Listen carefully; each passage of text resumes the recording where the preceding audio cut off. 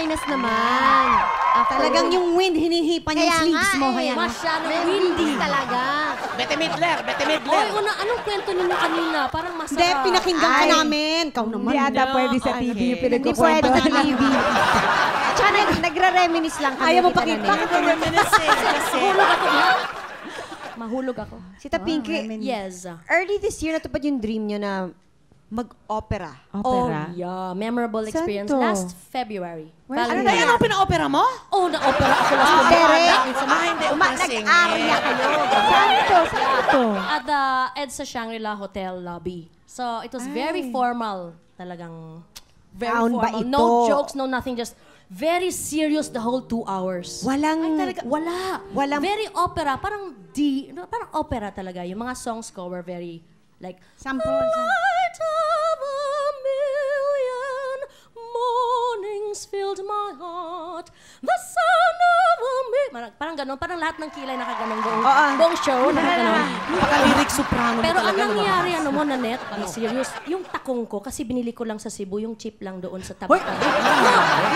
Kasi nabali sa show. So bumaba ang boses mo dahil kasi bumaba ka.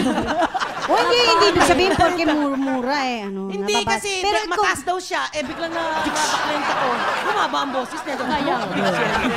So sa takong pala kinukuha magaling talaga yun. dokumanta, ang lakas ng boses nito. Naging comedy rin. Parang gumaganon ako, parang hindi halata. Wala nakalata yun, mukha na rin tapos. Nag-iisa ka, wala kang Tapos I kasama iba. said, you know, ladies and gentlemen, this is supposed to be a serious show, but you know, I can't help it, but something happened. One shoe broke that everybody, here, you can have mine, you can have mine. Everybody started giving their shoes. So, I'm size 7, ang binigay sa akin size 6. Hindi nakaganon yung pa ako. Diba? Masakit din yun. Oo, Mas masakit pa yun. Mabuti ng isa na lang ang sapatos kaysa nakaganon naman. Pero enjoy ako. At least I was given that chance. Di ba, Day? Once again, it's your turn. Ako na? It's your turn. Nahihirapan ako kasi nadudulas ako sa mga tao. Kasi ang taas ng sapatos ko pero kailangan panindigan ko dahil kailangan daw formal.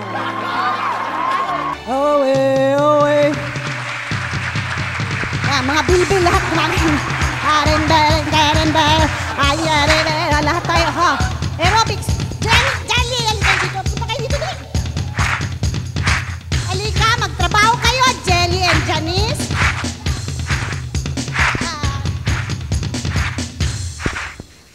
Pepe! Pepe! Tahisan yun. Yung hips mo naman. Pepe! Pepe! Pulinisan yan.